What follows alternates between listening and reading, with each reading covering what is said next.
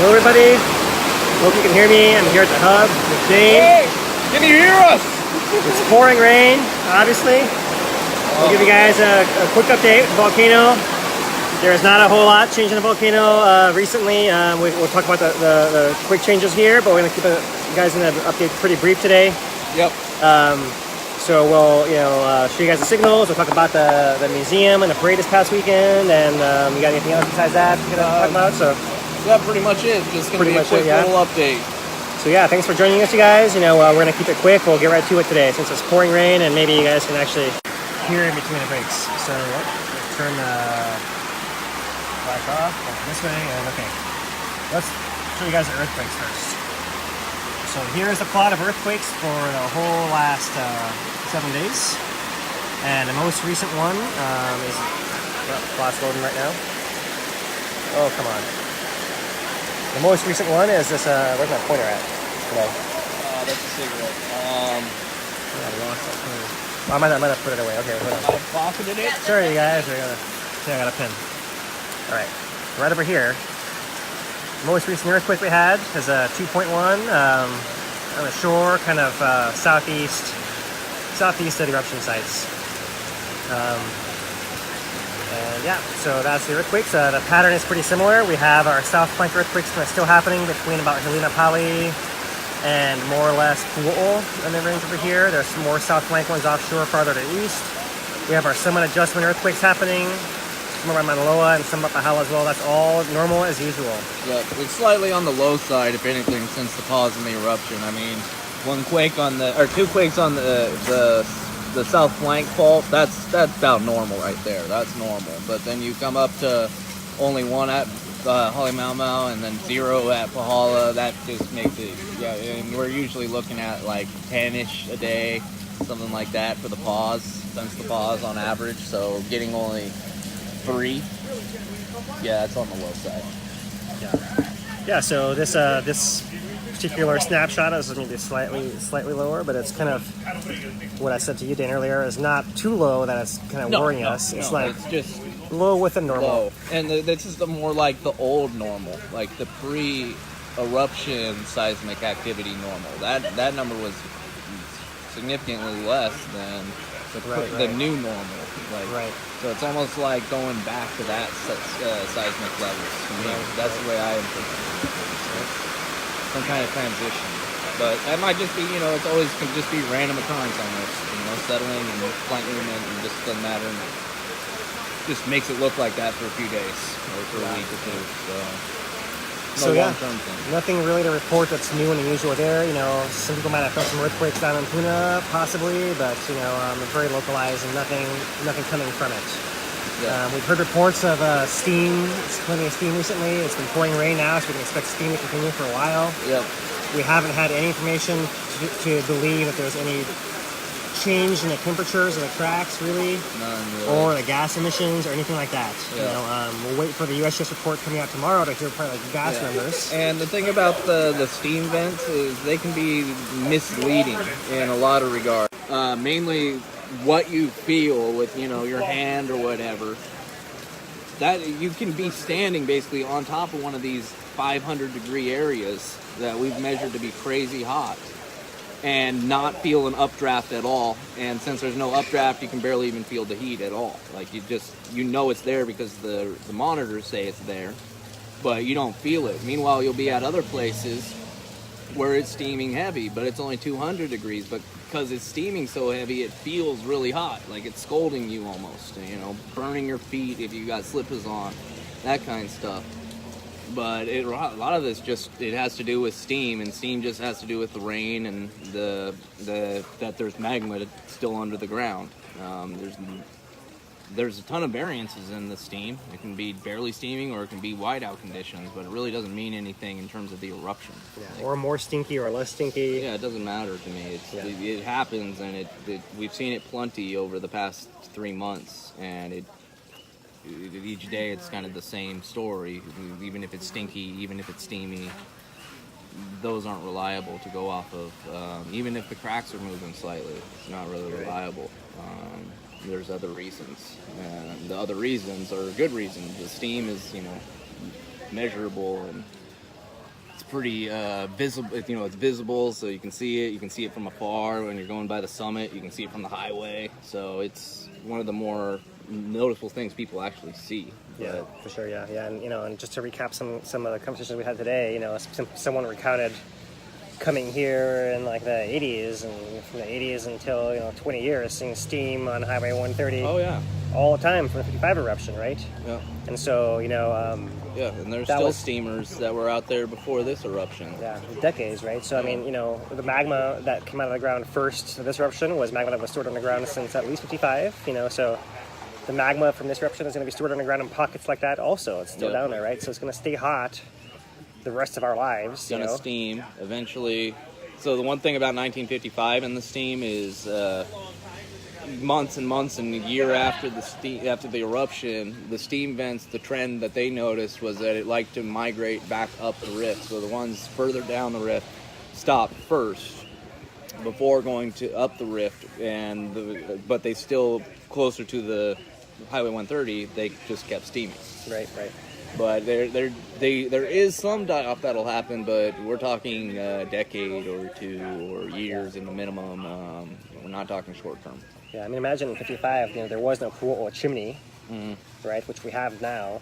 So imagine if all that gas coming out of Kīlauea was all coming out of around the 130 area and all those cracks, right? That's it's hard to imagine now, but that might have been more like what was happening then, right? I mean... Yeah, and I know in Leilani there was guys that we used to think that they just hated PGV because they would always smell H2S. Right. And we just think, okay, they just hate PGV. But then when these cracks come up with this eruption, they were right in the spots that they used to complain about the H2S smell. Right. And it's just like too much of a coincidence once you have somebody walking out to get his mail for 20 years every day and always complains about this thing, persistently.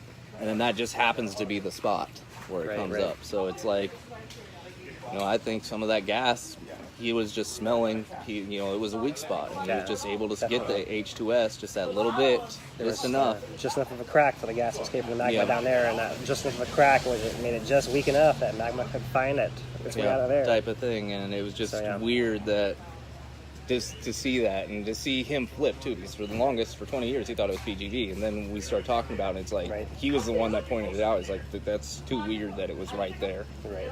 Like, that's just too weird. PGV does vent H2S. That's why we know the smell in Puna. Especially around PGV, you get familiar with what H2S smells like. Years of that, anybody that was around for a Zell, they probably know what the smell of H2S was like. Right. And for those of you who don't know, that's because during a hurricane, there was a power failure, and the power plant had to vent their H2S in an emergency, essentially, right? And basically flooded the area with more than they were. But even in like 60-mile-an-hour winds, people still were catching the whiff, and guys still got H2S headaches from Lani Puna the next day. Right. So it was like, you get the experience of what H2S is by geo. Right. All right, so we've managed to sneak in a gas update. Yeah. In the middle of our after earthquake update. Let's turn to the tilt now. And look at the signal. We'll turn the flash off here. Okay. So this is the signal I'll show you guys today. This is the combined signal for the past week from the summit in blue and Kīlauea in green. And what you guys can see is we've had a big inflation event at the summit right here, right? It began, what was that, 3 days ago? Yep. 3 days ago, and then it lasted basically 3 days. Yep. And how like 2 microradians? Yeah, about 2 microradians, yeah. So good point, Dane. Let's check the scale over here. We have half microradian hash marks. So we're going down and 1, 2, 3, yeah. The thing that we pointed out before that's interesting to me, I'm going to use the pointer real quick, is this little prequel that comes up before the DI. We've seen this a few times where it's flat following the previous DI, it's cruising, and then it like, we're going to start inflating. Look, it's inflating up, look. And at this point, we're like talking to ourselves like, yeah, we've seen this. But then it gets up here and it's just like, just kidding. Going in deflation, inflation. But that's like one of the things we have to look towards. It's not a guarantee by any means, but we look towards that inflation like, I wonder if we're back to a DI cycle. And even with this one, where this one was not on our 10-day, we've had like 10 days between DI cycles for the past like 4 or 5, right? This one was not. This one was like 5 days or 6 days, so it was not near the trend. There were a couple others sprinkled in there, but the 10 one was definitely the biggest ones. Yeah, the biggest ones, and there was some questionable DIs events that were between that. This is the first clear one we've gotten that's off that trend, really. The biggest one. The biggest, clearest one, yeah. So, but this still applied. It tried to inflate, and then it started to look like it, and then nope, never mind. And then, now we're going to get some kind of possibly deflation, possibly flat for a while, and then we'll see what happens. But, you can't tell the future, but judging by where we've been on the past few of them, that seems to be generalized what we're looking at. Right. Just to remind you guys, these little bumps here, that's the daytime spike from the sun, right? So we get that every day right in the middle, noon right here. In this particular case, this is a little bit too far off of noon, where this is probably not the noon spike. The noon spike is probably hidden right in here. That little bump right in there. Yeah, that acceleration, yeah. That's probably it right there, right? So this is probably a real signal here towards the end, because it's already and it's really close to where it started, the DI cycle. Right. Really close. Yeah, as far as the level up here, yeah. Yeah, and as far as the pool signal, we've been kind of discussing this among ourselves, and I don't know if we have any real conclusion that there's. No, we can point out another interesting thing at least. So the other interesting thing is over the past at least, we'll say 80% of these DI events that have been clear, Pu'u'o either following or at near the same time, it levels off. So it's shown this line has just generally been going up since August, basically. It's just been generally going up, except for when a DI event happens, and then it flattens out. But that's not what the DI signal prior to the eruption at Pu'u'o looked like either. It was more clear. It didn't just go flat. You actually had a bump that followed the DI. So it's grayer than before. Yeah, and to me it's extremely gray, because just remember we talked about this being a half microradian right here. Yeah. So our entire signal is like a quarter microradian. And it's just sometimes less on. Than that, right? Yeah. And then we have our daytime bumps, right? Like we have our daytime bump here in Pu'u'o, and this is our daytime bump over here also, and there's one probably right in here. Mixed in with this one. And then it's not so at the end over here because it's too late already, but so it would have come down if it was actually a bump. Yeah. So just for you guys to just make clear, take those out, and it's even flatter. Yeah. Right? And it just becomes eerily flat during those times. And that's really the only trend that we've seen. I mean, every once in a while it'll appear on the other stations, but not in the frequency as at Pu'u'o, to me at least. So, I mean, that definitely implies some kind of connection is there, right? So it's not like there's a blocked pipeline or something, right? There's some connection, but, how much pressure is going through there, I think, is still up for debate. Mm-hmm. Because it could be that every time it tries to pressurize even up top, it's clearly not doing that. Yeah, it's... so who knows what's happening deeper down? We just have no way to... Right.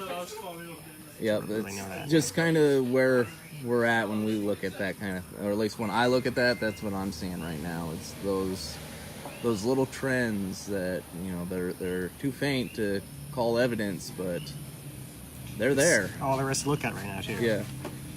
So that's what we're looking at, yeah? Exactly. So, but that's basically it. We won't go through all the different tilt plots today. I suppose I can go to the. What am I on? On the truck. Okay, so I'll go down to the two rift zone ones, right? So there's a pool plot for the whole last month.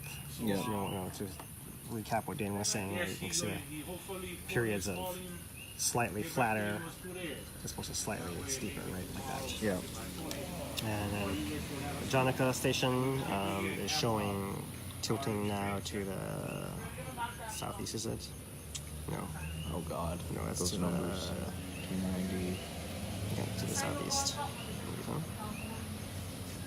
Well, it's going opposite of the trend from before, right? Yeah. The trend from the month was kind of slightly rising, slightly flat. Northwest. Slightly flat. But all within, once again, half microradian, right? So that in total, from the beginning of it, a month ago, right, to now, we've actually dropped maybe 0.7 microradian, something like that. Yeah, I mean, it's mostly flat when I look at that. It's really close to flat. And clearly, there's like it's not actually. It's flat. not going up. I'd say in that place, in that case, not inflating.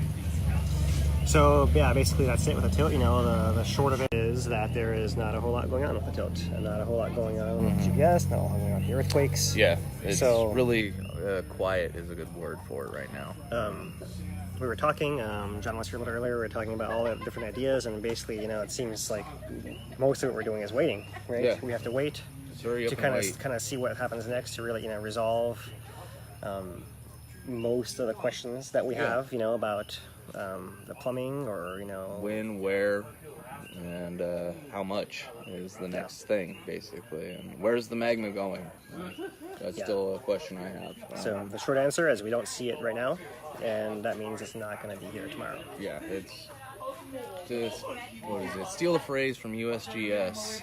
Given the current conditions, if the current conditions hold, which is most likely for the near future, this could last months to years. Right.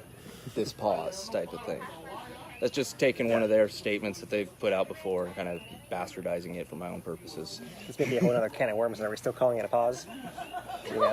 I phrase it every once in a while, pause, and then ceased would be the other one. Right, Because stopped has, I don't like that type of definitive statement.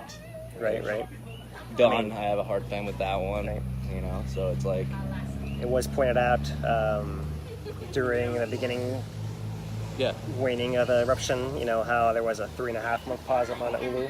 That wasn't a real pause, though. That was weird. I agree, I know. But still, that's come up again and again. Yeah. And it was probably about 2 weeks ago, maybe it was 3 weeks ago, we actually came across that threshold. It's been 3 months, and we're like, because of the time that. So it's actually, 4 months starting like 3 days. So now, we're past that. I just wanted to point that out.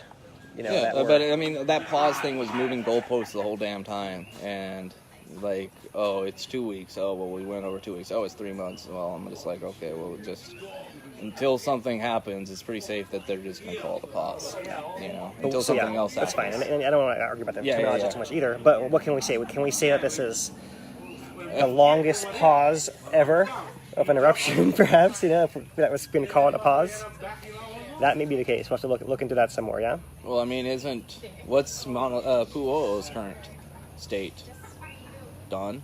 I haven't heard anybody call it done. Except me. But I mean, USGS, they're like, well, there's a very slim chance it comes back, but we're not ruling that out. So what you're saying is it's not done. And definitively, conclusively, you can't say on a reasonable doubt, done, is what you're telling me. And if you can't say done about that, then why are we talking about this one? You have a backlog of what you need to declare was done, basically. USGS is a backlog what they declare then, you mean? Yeah, basically USGS, not you personally, but USGS would have a backlog then to say everything. These are done, these are done, these are done. It's just they don't do that. They don't. That's not their game, too. Yeah, it may well be that you'd like to have some kind of more insight into the process to determine when one eruption ends and when another begins and what you call it. So whatever. I mean, that's totally reasonable. They can nuance in there. Make that call later on. But if we're going to call it a pause for now, we can say that it's the longest pause. Oh, it is a very crazy pause. When was the last time we had a pause this long? It might have been. Well, I'll have to look into that for you guys. But it's with nothing. Nothing. 82. Maybe. Prior Pu'u'o. That was when the gas was crazy low. It was November 82 to January. That was not as long as this between Summit Eruption and Flank. April to November in 82 was not quite as long as this either. So 81, right? So it's been a long time. It's basically all I'm trying to say. That's basically the point, right? I get it. I get it.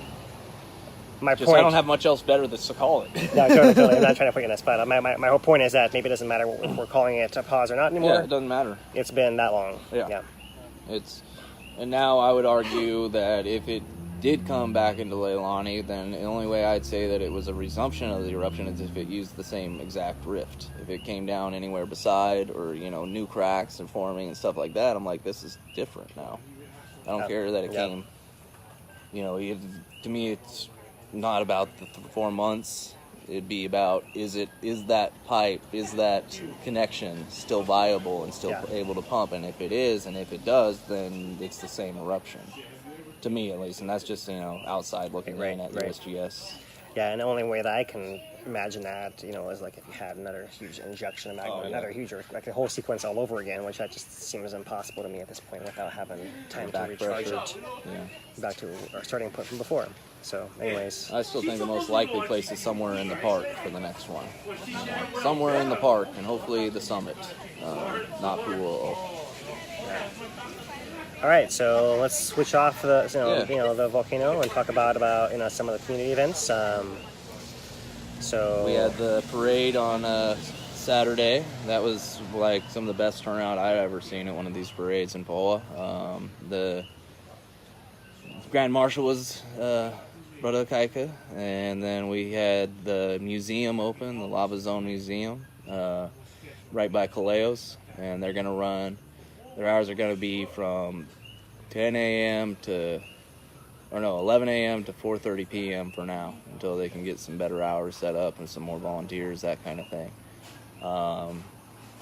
So yeah, then you should really check that thing out, because the contributed, we got some displays from the Jagger, brought them down, but also there's works featuring Brad Lewis, Harry Durgan, Damian Barbaros.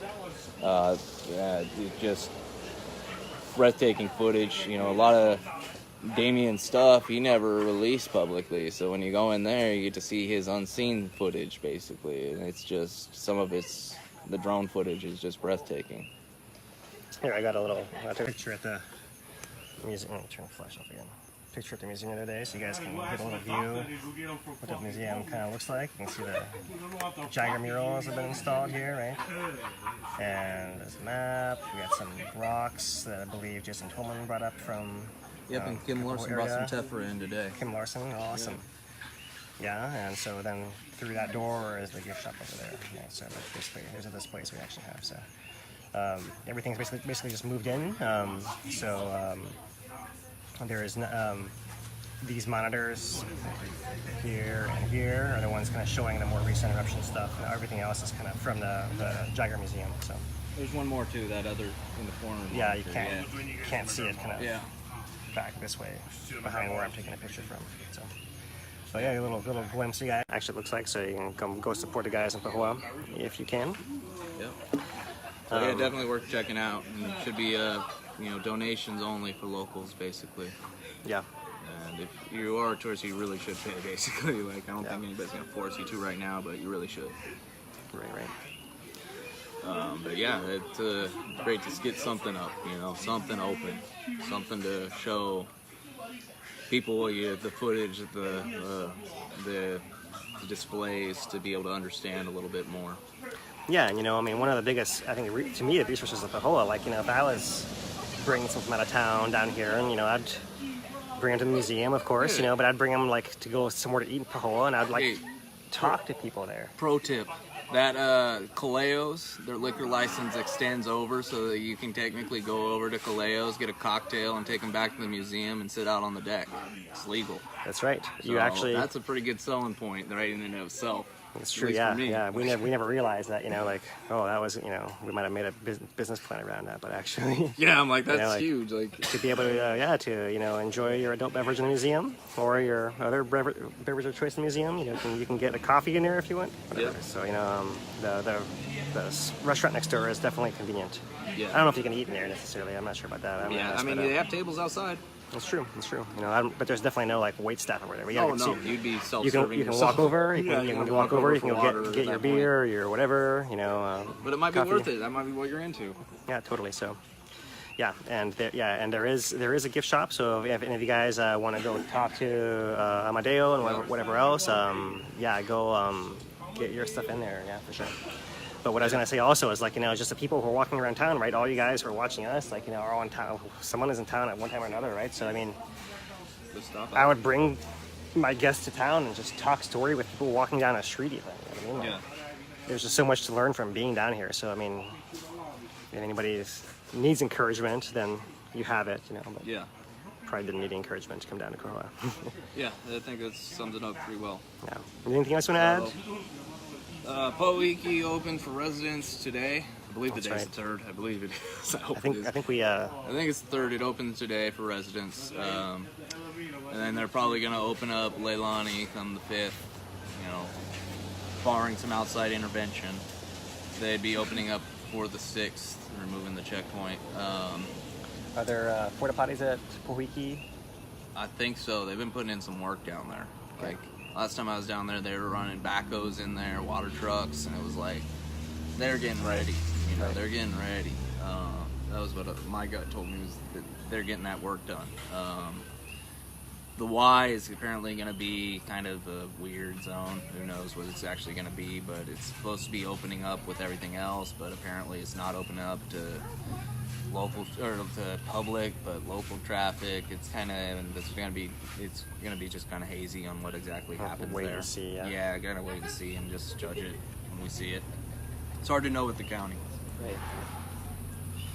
So, I believe that is it for our community update. Yeah, I think so. And it's been a little shorter update than usual, but yeah, that's all we got to share with you guys tonight. It looks like the rain gave us a little break here by the end of our update. Yeah. So we'll get back with you guys at the end of the week when the hub will be open. And we'll make some more announcements about the schedules. I got some stuff coming up, but nothing like within the next week, so I'm not going to bother going through it all right now. Yeah. So all right, you guys, from the hub, thank you. And stay classy. Puna. Aloha.